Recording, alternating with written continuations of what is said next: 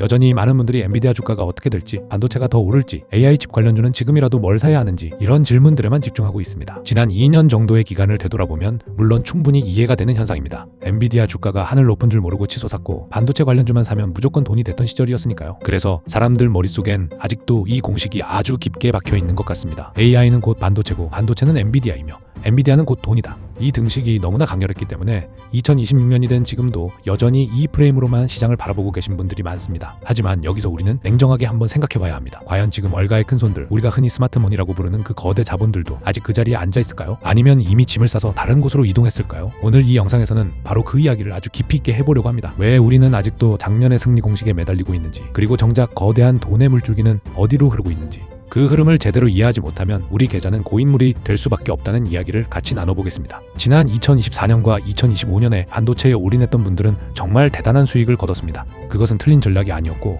오히려 시대의 흐름을 정확히 읽은 완벽한 전략이었습니다. 그럼 왜 우리가 그때 반도체에 그렇게 열광했을까요? 이유는 아주 명확했습니다. AI라는 기술이 결국 엄청나게 복잡한 계산을 수행해야 하는 기술인데 챗GPT가 우리의 질문에 답하려면 그 뒤에서는 어마어마한 연산이 실시간으로 돌아가야 합니다. 그 연산을 처리하는 핵심 장치가 바로 GPU, 즉 그래픽 처리칩이었고 그걸 전 세계에서 가장 잘 만드는 회사가 엔비디아였던 것이죠. 쉽게 말해서 AI란 거대한 인공뇌를 만들기 위해서는 일단 그 뇌의 핵심 부품인 칩이 가장 시급하게 필요했던 시기였던 겁니다. 그래서 전 세계 빅테크 기업들이 앞다퉈 데이터 센터를 짓고 그 안에 엔비디아 칩을 수만 개씩 박아놓기 시작했습니다. 마이크로소프트나 구글, 메타, 아마존 모두가 다 같은 경쟁을 했죠. AI 경쟁에서 뒤처지지 않으려면 일단 칩을 확보하는 게 생존의 문제였으니까요. 그러니까 엔비디아 주가가 오를 수밖에 없었던 것이고 수요는 폭발적으로 늘어나는데 공급은 한정되어 있었으니 가격 결정권은 부르는 게 값이었습니다. 반도체 장비를 만드는 ASML이나 TSMC 같은 회사들도 덩달아 올랐던 건 너무나 당연한 수순이었습니다. 그래서 우리는 지난 2년간 이렇게 학습했습니다. AI 시대에는 반도체가 유일한 정답이다. 칩을 만드는 회사, 칩을 설계하는 회사, 그리고 장비 만드는 회사에만 투자하면 된다고 믿게 된 것이죠. 이 공식은 2024년까지는 정말 완벽하게 들어맞았습니다. 그런데 여기서 우리가 놓치지 말아야 할 아주 중요한 포인트가 하나 있습니다. 그건 AI 혁명의 1단계였다는 점입니다. AI라는 집을 짓는 과정에서 가장 먼저 필요했던 게 기초공사, 즉 칩을 확보하는 일이었던 것이죠. 그런데 이제 그 기초공사가 어느 정도 마무리 단계에 접어들었다는 신호들이 곳곳에서 나타나고 있습니다. 자, 그럼 이제부터가 오늘 영상의 핵심입니다. 지금 월가에서는 이미 돈의 방향이 바뀌고 있습니다. 소위 스마트머니라고 불리는 기관 투자자들과 헤지펀드들은 이미 반도체 비중을 조절하며 손을 조금씩 빼기 시작했습니다. 그럼 그 빠져나온 막대한 돈은 어디로 갔을까요? 여기서 우리가 생각을 조금 더 확장해 볼 필요가 있습니다. AI라는 거대한 뇌를 만드는데 성공했다고 칩시다. 근데 그 뇌가 멈추지 않고 계속 생각하고 작동하려면 무엇이 가장 필요할까요? 바로 전력입니다. 상상을 초월하는 엄청난 양의 전기가 필요하다는 겁니다. 챗GPT 한 번 돌리는데 드는 전력이 우리가 구글 검색을 한 번 하는 것보다 10배 이상 많다는 연구 결과도 이미 나와 있습니다. 그런데 지금 전 세계 데이터 센터들이 직면한 가장 큰 문제가 바로 전력 부족입니다. 아무리 좋은 칩을 수만 개 쌓아놔도 그걸 돌릴 전기가 없으면 그 비싼 칩들은 그냥 고철 덩어리에 불과하다는 겁니다. 실제로 미국 일부 지역에서는 데이터 센터 신규 건설이 전력망 용량 부족으로 인해 중단되거나 무기한 지연되는 사례들이 속출하고 있습니다. 데이터 센터의 성지라고 불리는 버지니아주 같은 경우가 대표적인 예입니다. 그러니까 지금 빅테크 기업들이 칩보다 더 절실하게 필요로 하는 게 바로 안정적인 전기 공급입니다. 그래서 마이크로소프트는 최근 폐쇄됐던 원자력 발전소를 다시 가동하는 계약을 체결하는 파격적인 행보를 보였고 구글과 아마존은 소형 모듈 원전, 즉 SMR 개발 회사들과 대규모 파트너십을 맺기 시작했습니다. 원전이 지금 다시 주목을 받는 이유는 탄소 배출 없이 24시간 내내 안정적으로 막대한 전력을 공급할 수 있는 거의 유일한 현실적 대안이기 때문입니다. 태양광이나 풍력은 날씨에 따라서 발전량이 들쭉날쭉하니까 1분 1초도 멈추면 안 되는 AI 데이터 센터에는 적합하지 않다는 판단인 것이죠. 그래서 지금 월가의 큰손들은 조용히 원전 관련 기업들로 돈을 옮기기 시작했습니다. 우라늄 채굴 기업이나 원전 건설 기업, 그리고 원전 연료봉 제조사 같은 에너지 섹터로 자본이 흘러가고 있다는 뜻입니다. 근데 전력을 만들었으면 그걸 어떻게 데이터 센터까지 보낼 것이냐는 문제가 남아 있습니다. 그래서 주목해야 하는 것은 바로 전력망 인프라입니다. 구리 가격이 최근 들어 다시 심상치 않게 움직이는 이유가 여기에 있습니다. 구리는 전선의 핵심 재료이기 때문이죠. AI 시대에 전력 수요가 폭증하면 낡은 전력망을 교체하고 확충하는 게 필수적이고 그러면 구리 수요도 같이 늘어날 수밖에 없다는 아주 심플한 논리입니다. 실제로 구리 가격은 2023년 이후 꾸준히 우상향 추세를 보이고 있고 골드만삭스 같은 주요 투자은행들은 2026년 구리 가격이 슈퍼사이클에 진입할 것이라고 전망하고 있습니다. 이게 단순히 원자재 가격이 오른다는 차원의 이야기가 아니라 돈의 흐름이 구조적으로 바뀌고 있다는 강력한 신호라는 겁니다. 칩에서 전력으로, 전력에서 인프라로 이렇게 자본이 이동하고 있다는 걸 보여주는 가장 확실한 지표인 셈이죠. 그리고 여기서 끝이 아닙니다. AI가 이제는 모니터 화면 밖으로 나오기 시작했습니다. 이게 무슨 말이냐면 지금까지 AI는 주로 소프트웨어 영역에서만 작동했습니다.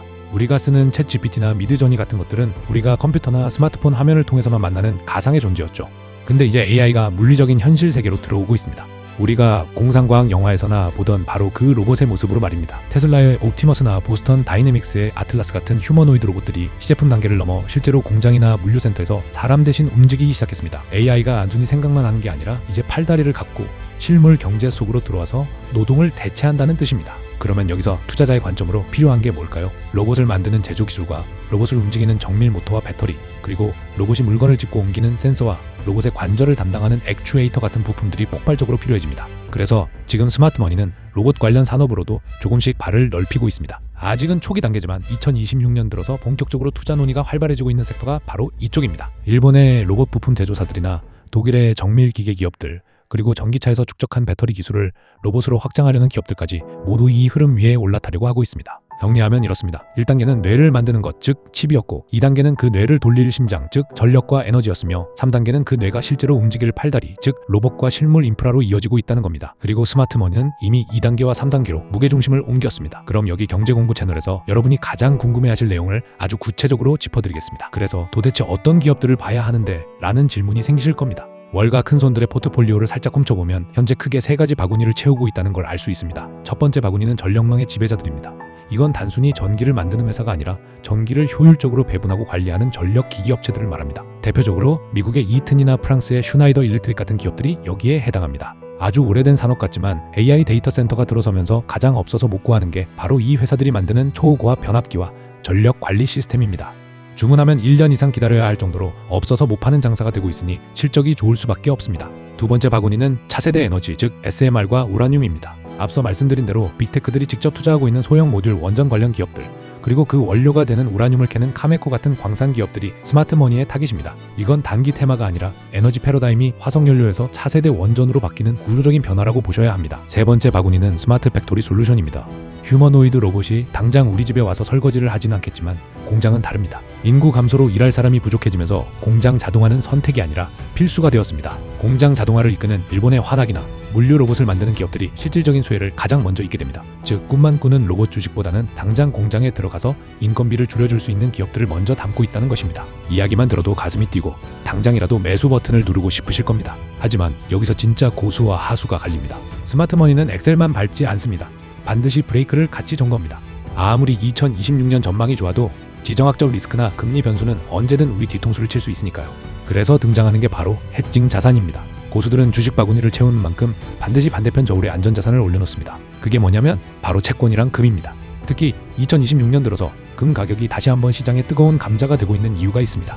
미국 연방준비제도가 금리를 유동적으로 조절하고는 있지만 여전히 불확실성이 남아있고 지정학적 리스크도 해소되지 않았기 때문입니다. 중동 상황이 여전히 불안하고 미중 갈등도 경제적인 측면에서 계속 충돌하고 있으며 국제적인 분쟁들도 장기화되고 있습니다. 이럴 때 거대 자본은 본능적으로 가장 안전한 곳을 찾습니다. 그게 인류 역사상 가장 오래된 화폐인 금이고 세계 경제의 기준인 미국 국채입니다. 실제로 최근 들어 금 ETF로의 자금 유입이 다시 증가하고 있고 역사적 고점 근처에서 움직이고 있습니다. 이게 무슨 의미냐면 스마트머니는 한쪽 손으로는 공격적으로 에너지나 로봇 같은 신산업에 투자하면서도 다른 한쪽 손으로는 방어적으로 금과 채권을 챙기고 있다는 겁니다. 미래를 사면서 동시에 보험을 드는 아주 현명한 전략인 것이죠. 그런데 개인 투자자들은 어떻습니까? 대부분 올인입니다. 주식 하나에 몰빵하고 그게 오르면 세상을 다 가진 듯 기뻐하다가 조금만 떨어지면 멘탈이 무너집니다. 이런 식으로 투자를 하면 결국 변동성이 큰 시장에서 오래 살아남기 힘들다는 게 수십 년간 증명된 시장의 교훈입니다. 그래서 진짜 고수들은 포트폴리오를 다양하게 가져갑니다. 성장주도 있고 에너지주도 있고 금도 있고 채권도 있고 이렇게 분산해 놓는 겁니다. 한 곳이 무너져도 다른 곳이 버텨주니까 전체적으로는 계좌가 우상향하는 구조를 만드는 것이죠. 자, 그럼 이제 정리를 해보겠습니다. 제가 오늘 이 영상에서 여러분께 꼭 드리고 싶었던 말씀은 이겁니다. 반도체를 다 팔라는 게 절대 아닙니다. 엔비디아가 망한다는 것도 아니고요. 다만 돈의 줄기가 어디로 뻗어나가고 있는지를 입체적으로 봐야 한다는 겁니다. 나무만 보지 말고 숲을 보라는 아주 오래된 격언이 있잖아요. 지금이 딱 그 순간입니다. AI라는 거대한 숲이 무럭무럭 자라고 있는데 우리는 아직도 그 숲의 뿌리 부분인 칩만 쳐다보고 있는 건 아닌지 돌아봐야 합니다. 뿌리는 핵심과도 같아서 매우 중요하지만 숲은 뿌리만으로 자라지 않죠. 물과 햇빛이 필요하고 줄기와 가지와 잎사귀가 뻗어나가야 비로소 숲이 완성됩니다. 지금 자본시장에서 일어나고 있는 일이 바로 그 과정입니다. AI라는 나무가 이제 뿌리를 넘어서 줄기와 가지로 뻗어나가고 있고 그 과정에서 필연적으로 필요한 게 전력이고 에너지 인프라이고 로봇이라는 겁니다. 월가의 큰손들은 이미 그 흐름을 읽고 길목을 지키고 있습니다. 그래서 원전 관련주, 구리 관련주, 로봇 관련주로 조금씩 무게중심을 옮기고 있는 겁니다. 물론 반도체도 여전히 중요합니다. AI 칩 수요가 하루아침에 사라지는 건 아니니까요. 하지만 성장의 폭발성이라는 측면, 즉 주가 상승의 기울기 측면에서 보면 이제 1단계는 어느 정도 성숙 국면이고 2단계, 3단계로 넘어가는 시점이라는 게 시장의 냉정한 판단입니다. 그래서 우리도 시야를 넓혀야 합니다. 2025년의 승리 공식을 2026년에도 똑같이 적용하려고 하면 안 된다는 겁니다. 작년에 먹혔던 전략이 올해도 먹힐 거라는 보장은 그 어디에도 없습니다. 시장은 생물처럼 계속 진화하고 자본은 살아있는 것처럼 계속 이동합니다. 고인 물은 썩지만 흐르는 물은 생명을 낳습니다. 우리 계좌도 마찬가지입니다. 한 곳에 고여 있으면 결국 수익률도 정체되고 새로운 기회도 다 놓치게 됩니다. 하지만 돈의 흐름을 따라 유연하게 움직이면 남들이 보지 못하는 새로운 기회를 잡을 수 있습니다. 2026년 지금 이 순간 우리가 주목해야 할 키워드를 다시 한번 정리하면 이렇습니다. 전력에너지, 원전 구리 로봇, 그리고 내 계좌를 지켜줄 해칭 자산으로서의 금과 채권. 이것들이 바로 스마트머니가 현재 가장 주목하고 있는 영역들입니다. 물론 이것이 무조건적인 정답이라는 건 아닙니다. 시장은 언제든 우리의 예상을 벗어날 수 있고 새로운 변수가 튀어나올 수 있습니다. 하지만 적어도 흐름을 읽으려는 노력은 멈추지 말아야 합니다. 남들이 엔비디아 이야기만 할 때 우리는 원전 이야기를 할 수 있어야 하고, 남들이 반도체 뉴스에 일희일비할 때 우리는 조용히 구리 차트와 금리를 체크하고 있어야 합니다. 그게 바로 한 발 앞서가는 투자자의 자세입니다. 그리고 그런 투자자들이 결국 시장이라는 파도에 휩쓸리지 않고 파도를 타며 꾸준히 수익을 내는 사람들입니다. 마지막으로 한 가지만 더 말씀드리고 오늘 영상을 마무리하겠습니다. 투자에서 가장 위험한 건 무지가 아니라 착각입니다. 내가 뭘 모르는지 아는 건 괜찮습니다. 그럼 공부하고 배우면 되니까요. 근데 내가 다 안다고 착각하는 게 제일 위험합니다. 지금 많은 투자자들이 지난 2년의 성공 경험 때문에 AI 투자에 대해 다 안다고 생각합니다. 반도체 사면 되는 거 아니냐고 쉽게 생각하죠. 하지만 그건 2024년의 정답이지 2026년의 정답은 아닐 수 있습니다. 시장은 우리가 생각하는 것보다 훨씬 빠르고 냉정하게 움직입니다. 그러니까 항상 겸손하게 계속 배우고 유연하게 계속 적응해야 합니다. 그게 바로 제가 새해 첫 영상으로 이 내용을 준비한 이유입니다. 여러분이 작년의 프레임에 갇혀있지 않고 올해 새로운 흐름을 볼 수 있기를 바라는 마음에서 이 이야기를 준비했습니다. 오늘 영상이 여러분의 투자 관점을 조금이라도 넓히는 데 도움이 됐다고 하면 좋아요와 구독 한번 부탁드리겠습니다.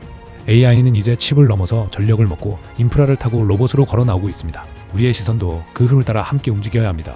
그래야 2026년에도 살아남을 수 있고 그 다음 해에도 계속 성장할 수 있습니다. 여러분의 계좌가 고인 물이 아니라 흐르는 물이 되길 바라며 오늘 영상 여기서 마치겠습니다. 시청해주셔서 감사합니다.